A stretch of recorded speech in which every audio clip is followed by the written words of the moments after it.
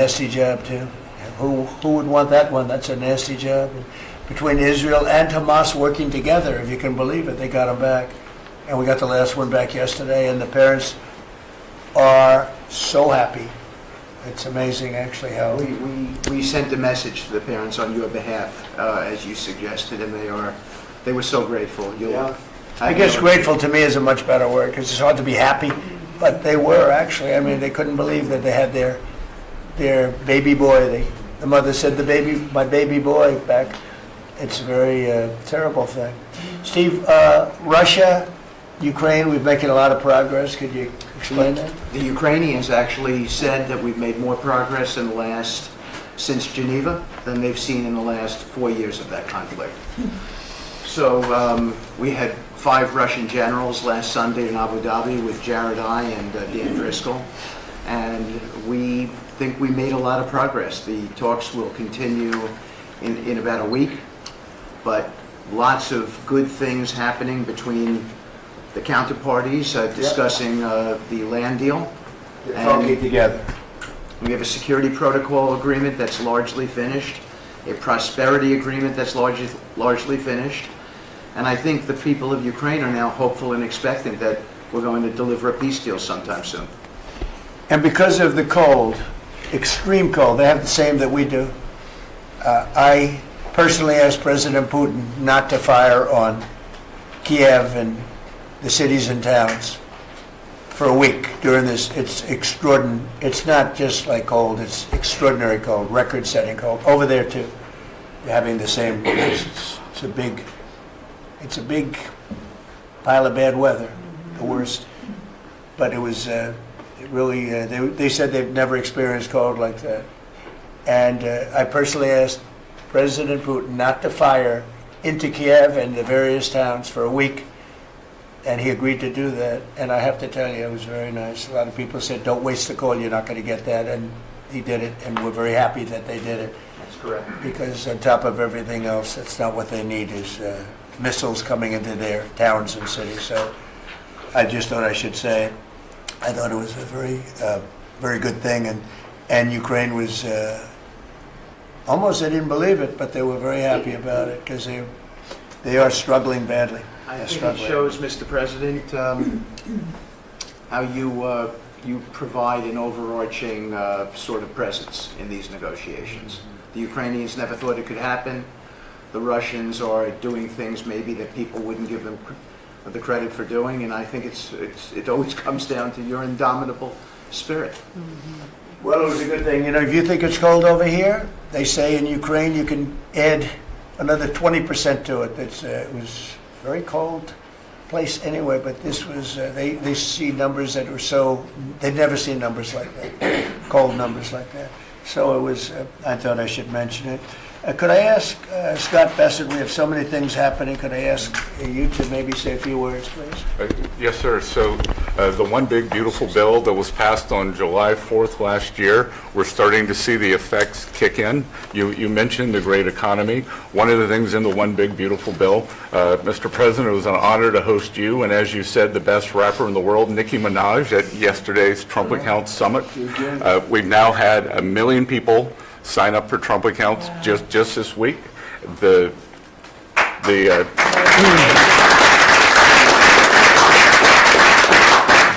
think there'll be 25 million families who are eligible. The segment that you and she did has 1 billion hits. 1 billion hits on the internet. So we're telling everyone, go fill out form 4547, trumpaccount.gov. So thanks to you, the Trump accounts, the next generation's America will benefit from today's record-breaking economy, record-breaking benefits. Sir, when we came in, the Biden administration had destroyed the American people with the 3 I's: immigration, inflation, and interest rates. Immigration, check, you close the border. The inflation, as we've heard, back down to target. Prices are coming down. And interest rates, we hope there's more on the way. We've got gains in wages, low prices, and I think 2026 is going to be the year for the Trump boom. It's going to be a supply side boom.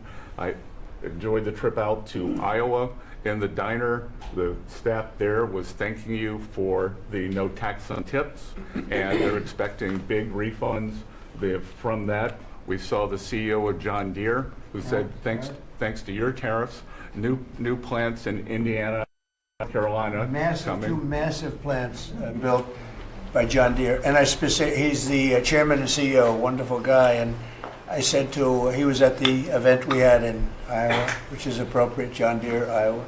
But I said to him, so what are you doing? He said, we just announced two massive plants. In fact, they're going to have one plant for excavators. And he said, there hasn't been an excavator built in this country in 50 years or something. He said, they're taking it out of Japan and they're moving it into the United States. Two very big plants. And I said, so why are you doing it? He said, because of you and because of tariffs. I said, if we didn't have tariffs, would you be doing it? He said, absolutely not. So it's very important, and I hope we're going to be successful with the Supreme Court case, because we're waiting, and we're taking in hundreds of billions of dollars, and we don't want to give it back, number one. And number two, and you know, the people that are fighting us on that case, by the way, are China-centric. These are people that are for China, but they're also outside of the United States. These are countries that have ripped us off for years and years, charging us tariffs. And now we're doing an amazing job, and we're getting it back. We're getting it all back and then some. And they're the ones that are leading that lawsuit that we have in front of the United States Supreme Court. So it's a very important lawsuit for our country.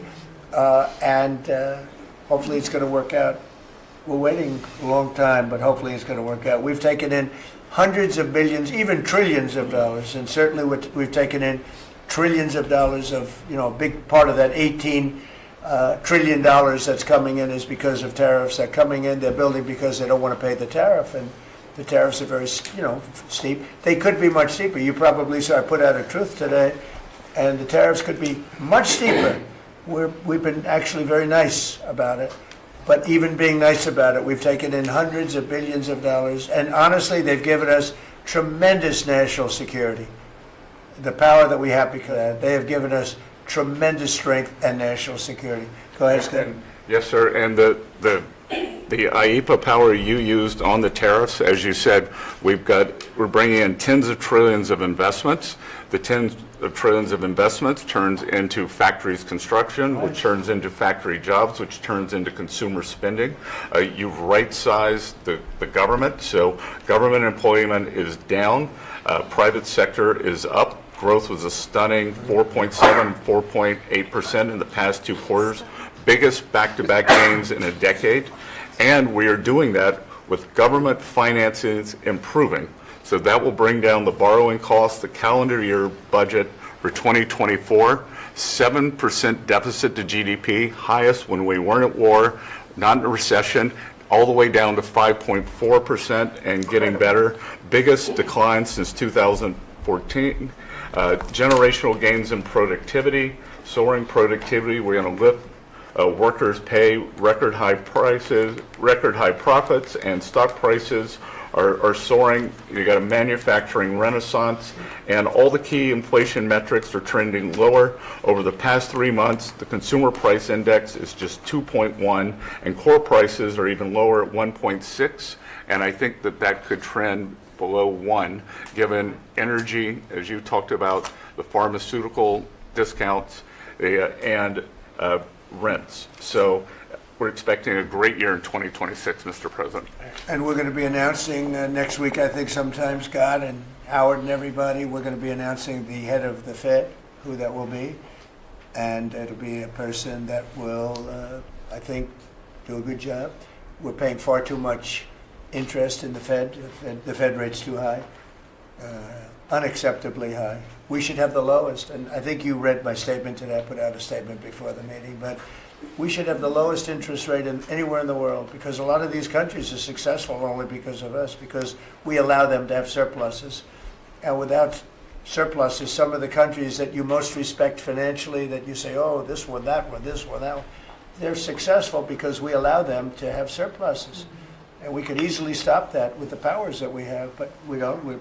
We took some of it, but we took really just a small portion of it compared to what we could take if we wanted to. We should have the lowest interest rate anywhere in the world. They should be 2 points and even 3 points lower. And if it was, each point is the equivalent of, I would say, $500 billion. So if you got 2 points low, you have $1 trillion in saving, and it's almost, if you call it just a paper expense. You can do it with a pencil. It's not cutting, it's not saying we have to get rid of jobs, or it's just like literally so easy to do. But we have a guy that doesn't want to do it because he's, I think he's politically biased. I really do. I believe he's politically biased because most smart people say it's not even a question. But despite that, we were able to bust through. It's like busting through a wall. We're able to bust through a wall, and we have the kind of numbers that Scott and Howard with the steel and other things talk about. What would you say, Howard, in terms of how we're doing, generally speaking? Great businessman, very successful guy. He's doing a really good job. What would you say? Well, no one, before you walked in the door, no one thought our economy could grow 2%. Fourth quarter, with the shutdown, 5.5%, and that means the first quarter, you could see the United States of America, with its $30 trillion economy, grow in the 6% range, and no one thought that was possible. That's how you get jobs, that's how you get money down, that's how you fix the deficit. You are fixing everything with your policies. You have changed America and created the golden age. Thank you. And with the help of the Fed, because we really, we want help, not hindrance. Why would the Fed hinder? But with the help of the Fed, with the right choice, if we make the right choice, a lot of times you make a choice, you think it's good, and it turns out to be not good. But with the help of the Fed, we could hit numbers that have never been hit before. We could hit 8, 9, 10. There's no reason why not. And, I talk about, if you go back 20 years, 25 years, I'm old enough to remember, when we had good news, when you announced good news, the stock market went up. You announced anything good, the stock market went up. You announced bad, the stock market went up. And that's the way it should be. But now it's, over the last 15 or so years, if you announce good news, that means they're going to raise interest rates because they want to kill it. So you can never really be that successful because you announce all record numbers, great, because they're afraid of inflation. But growth doesn't have to have any impact on inflation. It can make inflation go down in many cases. So, and you've seen that with us. I mean, we're growing at a much faster rate than anybody thought was possible. We have very controllable inflation. With Biden, we were getting killed, and we had the worst inflation in 48 years in history, in the history of our country. And that's with going down. So growth is a great thing. It doesn't mean inflation. And I want to go back to a system where when we announce good news, they say that's great. We can lower interest rates instead of raise interest rates. And by the way, if inflation comes, we'll take care of it when it comes. But they're trying to guess it, and they're trying to get it 10 years before in advance. And we want to make this country greater than ever before, and I think we're doing that. But we want to make it that when we announce great news, everything goes up. If we announce bad news, that happens too. We bring it down, and we control, and we do what we have to do. But we can have numbers in the upside like nobody's ever seen before. I want to ask Bobby to say a few words, if he would, about some of the incredible things that we've been doing in your department with Oz and everybody else. Mr. President, we're in the process of implementing your great healthcare bill, which is going to increase affordability, drive down costs, and increase the quality of healthcare for every American. You mentioned MFN, Most Favored Nation. We now have agreements with 16 of the 17 drug companies.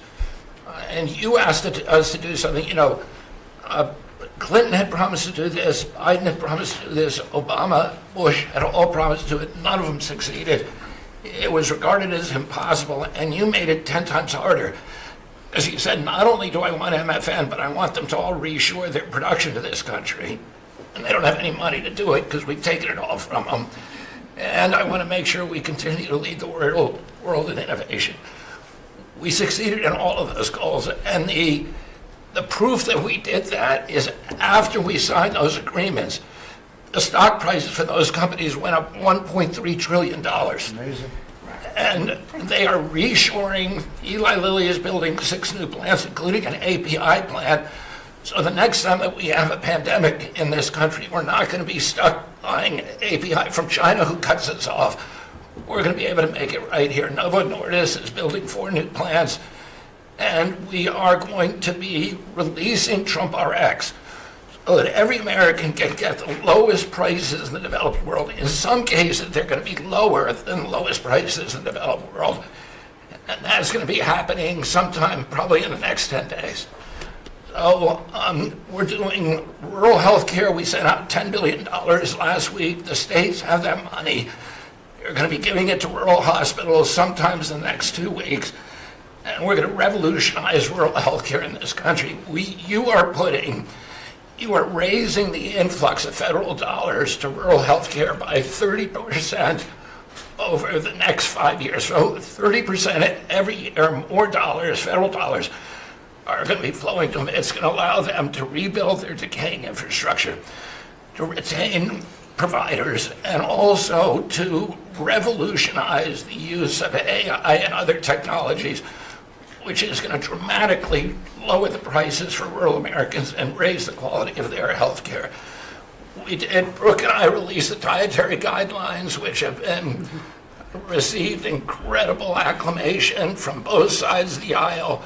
We are going to change the food culture in this country. Brooke gives away $405 million a day to buy food for Americans, and the WIC program, the Head Start program, SNAP, school lunches, the VA, and the military. They're now going to be getting real food for the first time. And Brooke came up with the ingenious idea of requiring every store in this country that accepts food stamps to double the amount of real food that they're selling. And this is going to drive changes in the market, and it's going to lower the cost of meats, of proteins, of whole grains, of fruits and vegetables, so that every American will have in their reach an affordable meal that actually is real food. 70% of American kids now are, 70% of the diet of American kids is now ultra-processed foods. That's why we're spending $5 trillion in treating chronic disease in this country every year. We are attacking fraud. We have Oz finding hundreds of billions of dollars of Medicaid, Medicare fraud in states like Minnesota and California, and we are clawing back that money. We also accomplished something that every American has promised, which is prior authorization.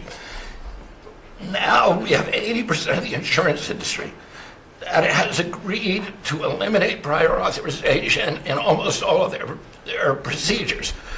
So that this is going to dramatically change the experience of every American with the healthcare system. When you go to your doctor at your point of care, before you leave that office, you will know whether the insurance company is going to pay for the procedure or not. And that is going to, as I said, change the experience. We're also doing price transparency, which you asked during your first term. It never got implemented because the Biden administration never enforced it.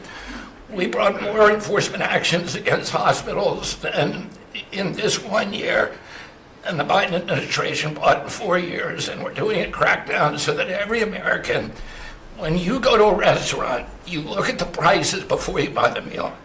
You ought to be able to do that when you go to a hospital, and by the time that we leave office, every American is going to have that guarantee. We're doing a lot of other stuff, but we were told to keep it short. So.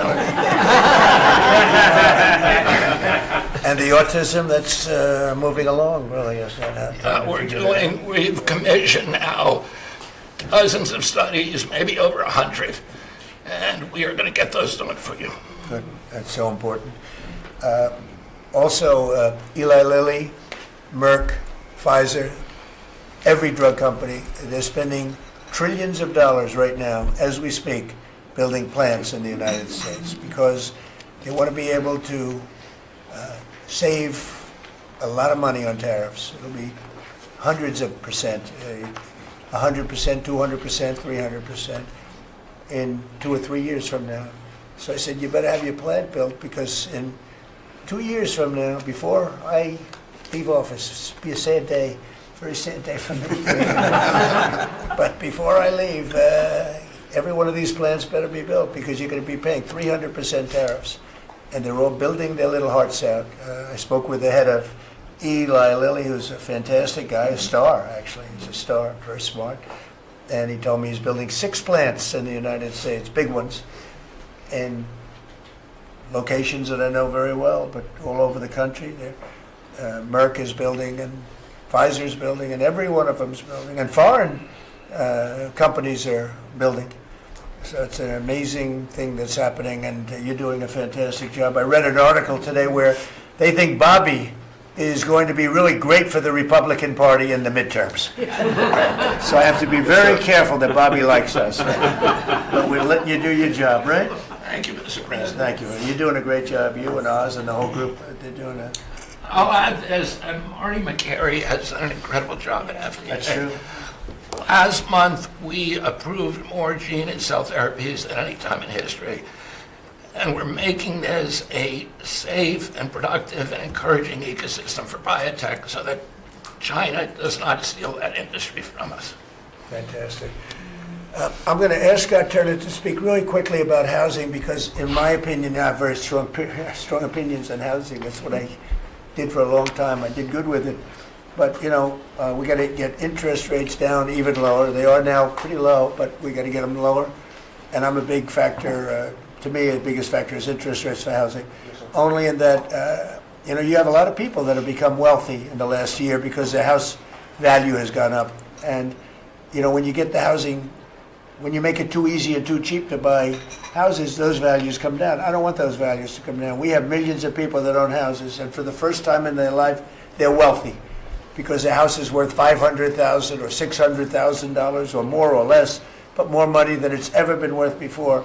I don't want to do anything to knock that down, and so I want to be very careful with this. You know, you make housing, I can turn on housing immediately, but you make it too easy and you're going to knock the value down of people that own houses. I want to, for those people, those millions of people that own houses, we're going to drive those values up, but we're also going to try making it easier for people to buy. The best thing that can happen for both groups of people is lower interest rates, and those interest rates are coming down, and with a proper, intelligent person at the Fed, that person will be able to work with us to get interest rates down. That covers all of the sins. It covers everything. Lower interest rates keeps the values up for the people that have housing and lets other people buy housing. And Scott, if you could just expand quickly on that. Yes, sir. You did allude to when we first came in, sir, you know, our fiscal house in America was a mess. But because of your economic policies, the economy is thriving. And I do have some good news to share. As you said, you know, good news. I hope this will make the interest rates continue to go down. But because of your policies, sir, home sales in December, they rose sharply to their strongest pace in 3 years. A lot of people, when we first came in particular young people, were concerned and asking the question whether they would ever be able to afford to buy a house in America, which is the American dream. The 30-year fixed mortgage rate dipped to a multi-year lows, driving monthly payments down for the 2 years at the lowest levels. So more people can get a mortgage now, more families can be able to afford to get a home and achieve the American dream. At HUD last year, we helped and supported over 1 million people through FHA and Ginnie Mae to be able to buy a home. 500,000 of those were first-time home buyers, and hundreds of thousands of our veterans we supported. And so that's good news that millions of people in our country are now beginning to buy homes. We also, sir, saw that you are, and we're working with you, making bold action to ban institutional investors from buying single-family homes. Those homes are for the American people. So, sir, thank you for your leadership on that. Also working with Director Pulte over at FHFA to buy $200 billion worth of mortgage-backed securities, driving down even more the cost to get a home. And so we're grateful for those actions. Also, the One Big Beautiful Bill has been tremendous, making the low-income tax credit increase, working with Secretary Besant at Treasury to produce more projects and more homes in America. And the One Big Beautiful Bill also made our beloved opportunity zones permanent. And the media doesn't talk about opportunity zones very much, but I'll do it today because I know that they have been transformative in our country. Over 1 million people lifted out of poverty, sir, in opportunity zones, 300,000 new units of housing in opportunity zones, and a 3.4 increase in the value of houses. by the way, we have to give him credit. Senator, he's a great guy. Tim Scott came to see me, first administration, first term, and he had this idea for opportunity zones, and he gave me the idea, we did it, we implemented it. It's one of the most successful programs in the history of our country, and nobody talks about it. The press doesn't talk about it, but I want to just tell you, Tim Scott, Senator, South Carolina, did a great job, right? Did a wonderful job, yes, sir. Did a good job, he's a good man. Yes, sir. And so those have been made permanent now. Will help millions of Americans to be able to afford to buy homes. Also, the One Big Beautiful Bill has been allowing HUD to make sure, working with the Department of Homeland Security, that every person that lives in HUD-funded housing is an American citizen. A blind eye has been turned prior to us being here to people living in HUD-funded housing, but no more. We're going to take account and transparency watch that. to make sure. And so there's a lot of crime that goes on in public housing, but we're coming after the criminals and making sure that everybody in there is an American citizen. So thank you for your support. We are now have taken possession of our new building in Alexandria, and we're going to save the American taxpayers hundreds of millions of dollars. So, sir, thank you for your support and your leadership. Good job. Thank you, Scott. Great job. Appreciate it. One of the things Scott said, though, is, again, existing housing, people that own their homes, we're going to keep them wealthy. We're going to keep those prices up. We're not going to destroy the value of their homes so that somebody that didn't work very hard can buy a home. We're going to make it easier to buy. We're going to get interest rates down. But I want to protect the people that for the first time in their lives feel good about themselves. They feel like they've, that they're wealthy people. And I want them to understand it. There's so much talk about, we're going to drive housing prices down. I don't want to drive housing prices down. I want to drive housing prices up for people that own their homes. And they can be assured that's what's going to happen. Chris, could you say a few words about energy, please? You bet, Mr. President. I can say with confidence that your energy dominance agenda is firing on all cylinders. United States oil production today is greater than Saudi Arabia and Russia combined, the number 2 and number 3 producers. Our natural gas production today is greater than Russia, China, and Iran combined, the 2nd, 3rd, and 4th largest natural gas producers. Huge production in the United States. Secretary Burgum at the Interior Department has taken in more money on oil and gas lease sales in the first year of this administration than the entire 4 years of the Biden administration. And beyond oil and gas, 6 new coal leases under this first year of this administration from the Interior Department, and coal production is growing again in the United States after years of decline. And this beautiful clean coal was the MVP of the huge cold snap we're in right now. I can say with some confidence, hundreds of American lives have been saved because of your leaning in and stopping the killing of coal and revitalizing coal. Coal, over the last few days, where we're at peak demand in electricity, has delivered 20 times more electricity than solar and batteries. Think about that, 20 times more. An industry cold doesn't mind very cold weather, right? Clean, you're not allowed to say the word coal without proceeding by saying clean, beautiful coal. Clean, beautiful coal. It's not affected by bad weather. Rain, snow, sleet, freezing cold. How does it react under freezing cold weather? it steps up and delivers big time. In fact, what coal did during this storm was deliver massively more electricity than it was delivering a month ago, because we needed far more electricity. Who can step up? The windmills, by the way, are all frozen. You know that they don't turn. The windmills aren't turning. The windmills that these fools paid for. The fool is this country, because the people that have the windmills get massive subsidy, and they make a fortune on windmills that don't even work, and they don't produce anywhere near what they should be. And it's the worst, most expensive form of energy there is. And by the way, Europe is destroying itself with the stupid windmills they're putting all over their beautiful areas of most magnificent landscapes in the world, and they're just destroying. Europe better get smart.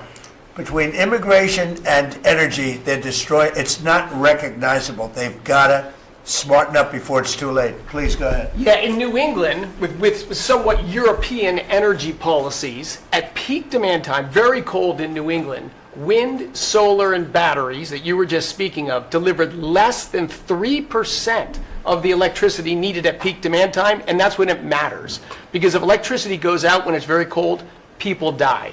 Over 200 people died in a smaller cold snap during the Biden administration. This was massively larger geographically.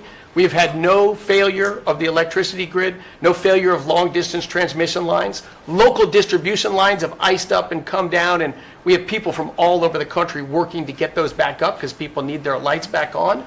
But your energy policies delivered just a dramatically different outcome for the American people. If we'd continued the Biden-era policies for one more year, continued to shut down coal plants, continued these crazy climate restrictions that wouldn't even let power plants run at maximum demand time, we hadn't liberated all the backup generators that are sitting there. We gave up an emergency approval, So a lot of run those everything. plants that we're going to close, coal plants that were modern and good and threw off very little problem, and that were really powerful. You know, by the way, China does most of everything they're doing with coal.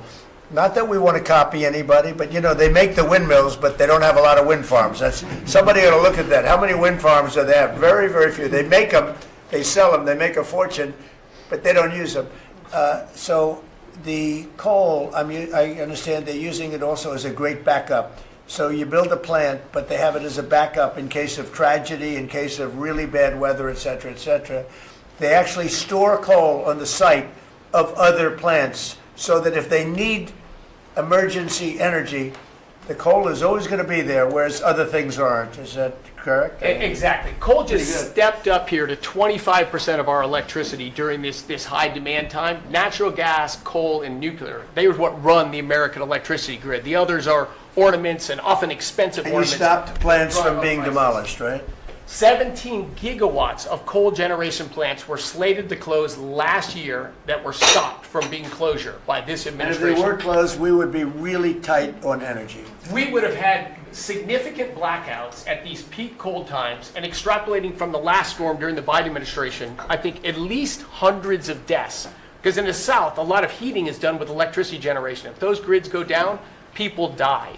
So these, and when you're going back to the Working Families Tax Cut Act, or the One Big Beautiful Bill, that got rid of $500 billion of subsidies, energy subsidies, that do nothing but make energy more expensive and less reliable. And under this administration, we've spent massively less on energy, and we've delivered massively more on energy. And when you have more energy of lower prices. It's a fantastic job. You and Doug. Doug said, you got to get this guy Doug. You got to get this guy Chris Wright and get him as soon as you can. I said, but I want you to run energy. He said, well, I'm good at it, but he's better, right? Didn't you tell me that?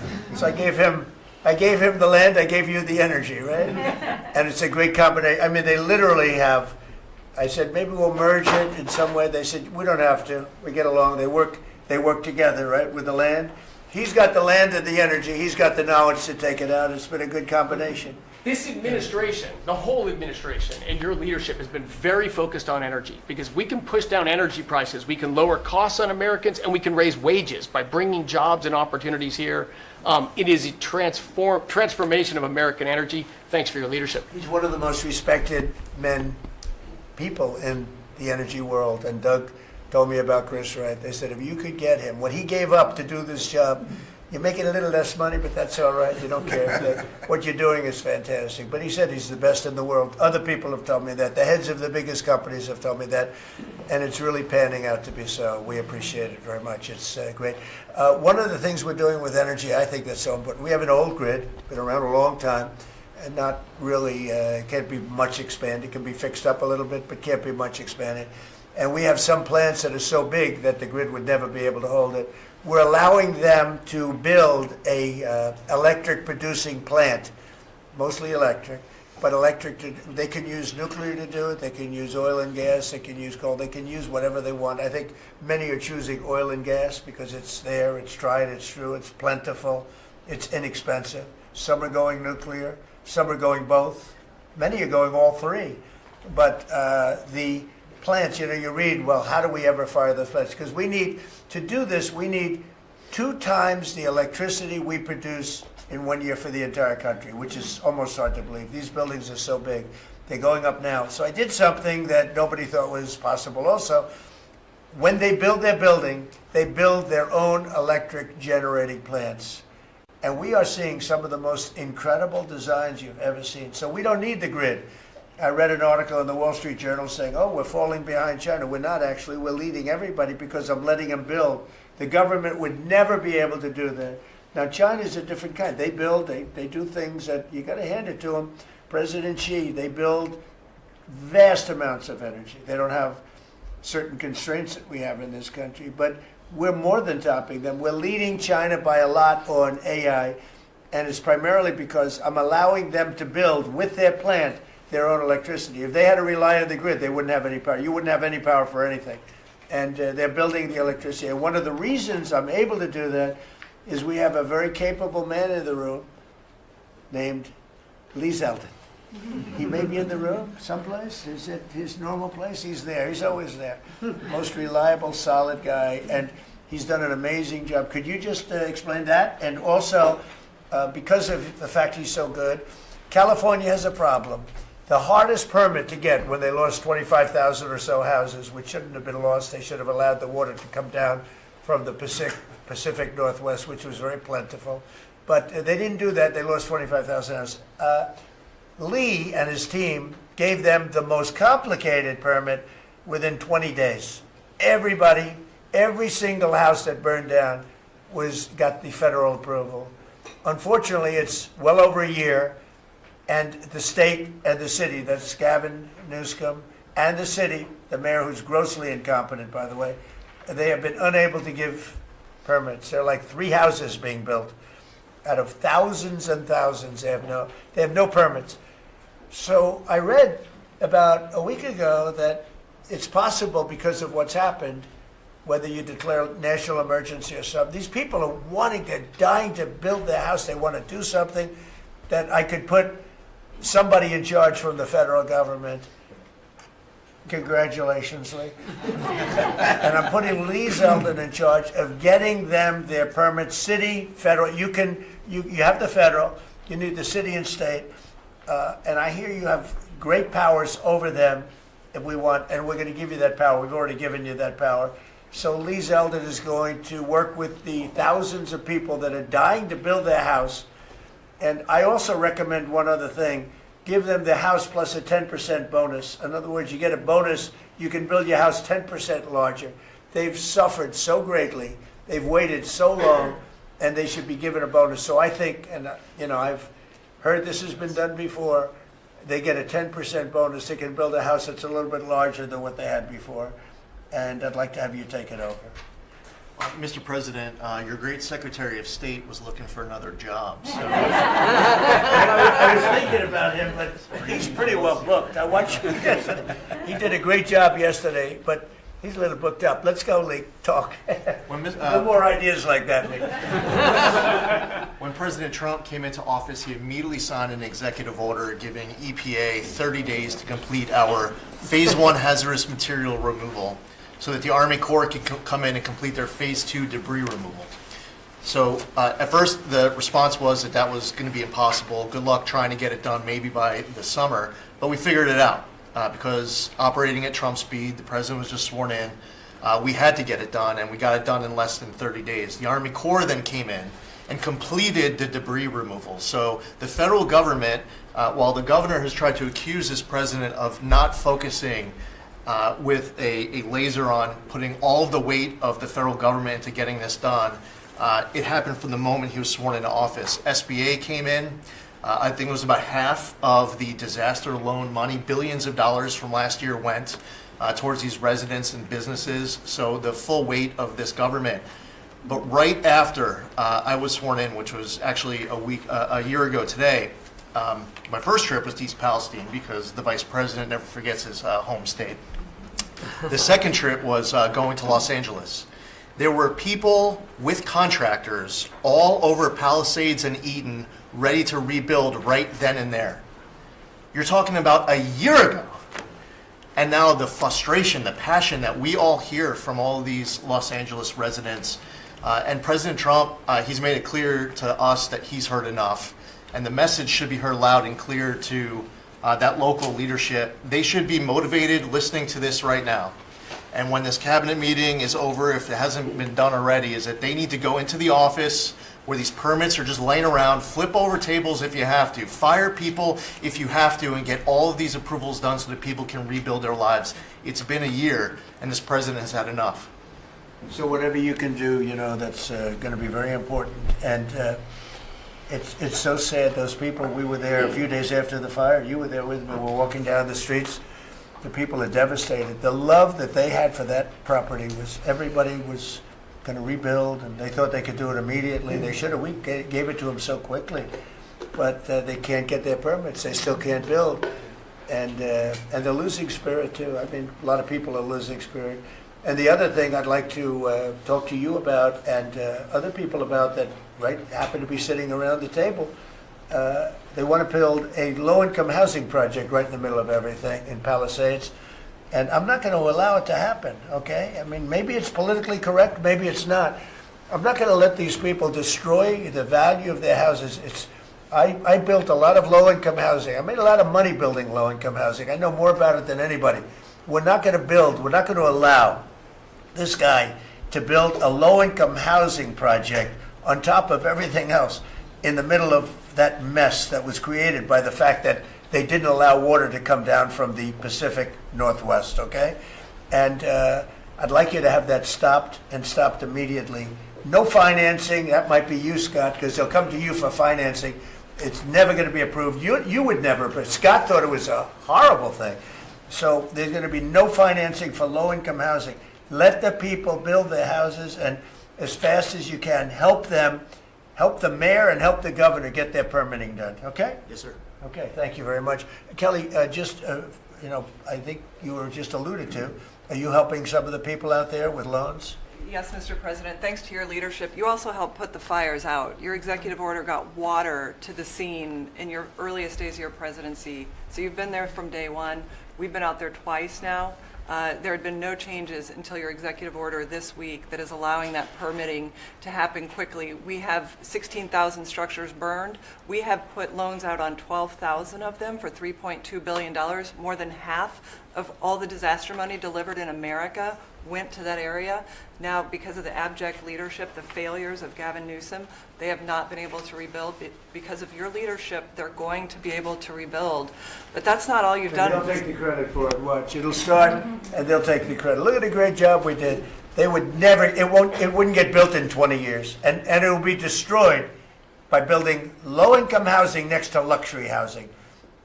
History says that doesn't work too well. Go ahead. We're going to make sure that doesn't happen, Mr. President. Please. But under your leadership, you've ended at least 8 wars, okay? But probably the most important and underreported war that this president ended was Joe Biden and the Democrats' war on Main Street and hardworking families. We've seen it as I've gone across the country this month, 10 different states, and we saw it when we were together in Iowa. Hardworking families, farmers, small businesses expressing gratitude, lined up to thank you. I was out with our great vice president last week in Toledo, Ohio. They are thanking this administration for getting Main Street back. The Trump tax cuts, the tariffs, deregulation, it's all rocket fuel for hardworking families and Main Streets. And I see it whether it's talking about small business expensing, 100% accelerated for Made in America factories, the 20% pass-through, but it's also working families where they have expanded child tax credits, increased standard deductions, permanent low-income tax rates, health savings accounts, Trump accounts. This president is delivering for Main Street. It's the most underreported story in this country, and I see it in Main Street businesses. All-time small business confidence hit a record under this president last year after the Trump tax cuts. All-time small business formation now at 36 million small businesses, and a record $100 billion out from SBA because a record number of people want to invest in this country and hire. And whether I've talked to manufacturers about tariffs, they know that this president is bringing manufacturing back, just like Prince Manufacturing in Macon, Georgia. 500 employees machining parts for our defense, our agriculture, our automotive, our aerospace industry. They're going to hire 500 more people this year because of tariffs, because of the Trump tax cuts, and because of SBA lending. And I see this state after state as I've gone across the country, talked to hundreds of business owners, walked dozens of factory floors. This is not being covered, but it's going on in America. The number one problem is they need skilled workers. And this is something I'm working on with Secretary Chavez-Urimer. I'm working across the administration to ensure that we empower our small businesses. 98% of our manufacturers meet the small business definition. So Ford has 5,000 small manufacturing suppliers. The $18 trillion you brought in is creating an economic boom like none we've ever seen before. We are going to have 7% GDP growth. GDP now is probably underestimating where it is in 4Q, but with interest rates going down, with regulation going down, these are all taxes on small businesses, and those are going away. And thanks to President Trump, your leadership, we are seeing Main Street boom. Hardworking families have $1,000 already in their pockets, and when they get their $1,000 refund tax, I hope they all remember that every Democrat voted against them getting their tax refunds, because this is what our administration is doing, is powering your incredible economic agenda forward on Main Street. Thank you very much. Great job. I do want to say that on my left, I have a man who's doing a fantastic job, and on my right also, by the way. But we're spending a tremendous amount of time and effort on building our military. We largely rebuilt the military during my first term, fortunately, and we're greatly enhancing it now.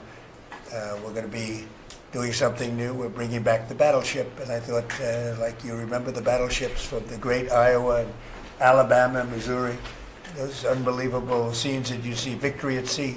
You'd see these incredible ships, and I thought they were powerful, but the battleships that we're building are going to be 100 times more powerful than those beautiful works of art. I mean, they were magnificent, all steel. We have the steel now, and we're going to be doing that as an enhancement, but our military is very strong. You may want to say something about the large fleet of ships that's heading over to the Middle East.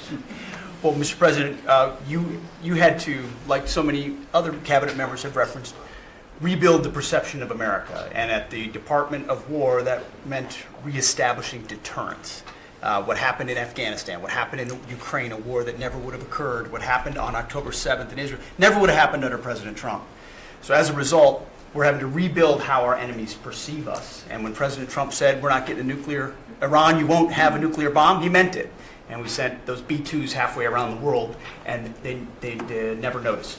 When he said, we're not going to tolerate trafficking drugs anymore in our hemisphere, we treat them like the Al-Qaeda of the Western Hemisphere, he meant it, and we're executing that. When you said, Mr. President, we're securing the border, the military was proud to do their part alongside Homeland Security to do that. Same thing with Iran right now, ensuring that they have all the options to make a deal. They should not pursue nuclear capabilities. We will be prepared to deliver whatever this president expects of the War Department, just like we did this month. No other military in the world could have executed the most sophisticated, powerful raid, not just in American history, I would say in world history. What those men did going downtown, another country, the most secure place in the most secure base in the middle of the night, without anybody knowing until those simultaneous bombs dropped 3 minutes before the helicopters dropped. No other country could coordinate that. No other president would have been willing to empower those warriors that way to be that effective. And that sends a message to every capital around the world that when President Trump speaks, he means business, and we are reestablishing deterrence at the War Department, Mr. President. Thank you. Great job you're doing. Just to finish up on that, the Somalian pirates over the years have stolen many ships. They would get large amounts of money for the ship. You know, you have $1 billion ship, and the insurance companies didn't want to fight because, you know, some of those ships are very flammable. They're carrying millions of barrels of oil. Very flammable, very dangerous situation if they're shot at. So they wouldn't fight. We notified them a number of months ago. Anybody that does that gets the same treatment as a drug dealer sending their drugs in from Venezuela or anybody else. As you know, it's 97% down by water. So the drugs coming in by sea or by water is down 97%. Now we're also starting That was the more difficult route. Now we're starting to do that by land also. It will be, you'll see that happen as they come in and kill our people with drugs. I think the real number is 300,000 people a year, not 100, but whatever it is, it's a lot of people, hundreds of thousands of people. They're going to get hit.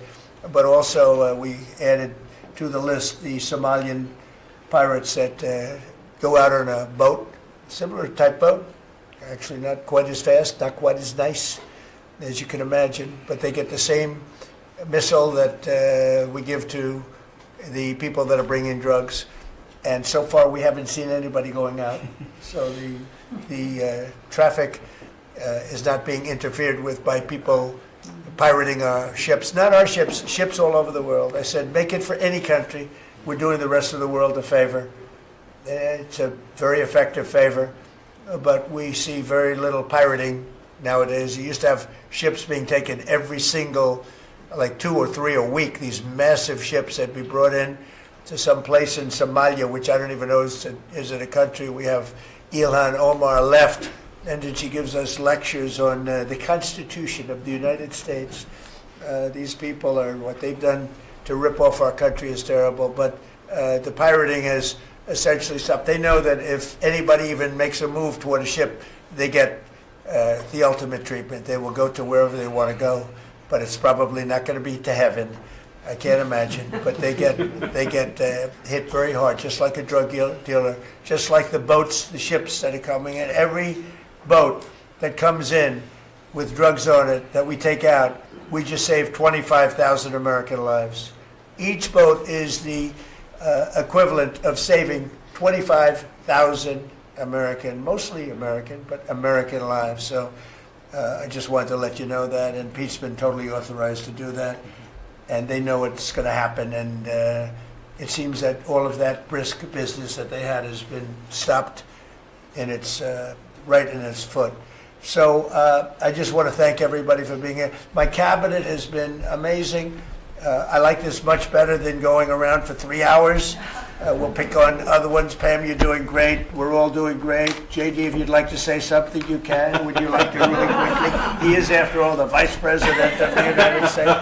It's okay, sir. I'm here for the free coffee. I just say it's an honor to serve with this group, and we're doing a lot of good for the American people. We're very proud of it. Yeah, we're very proud of the country. We're very proud of you. Thank you very much, everybody. Mr.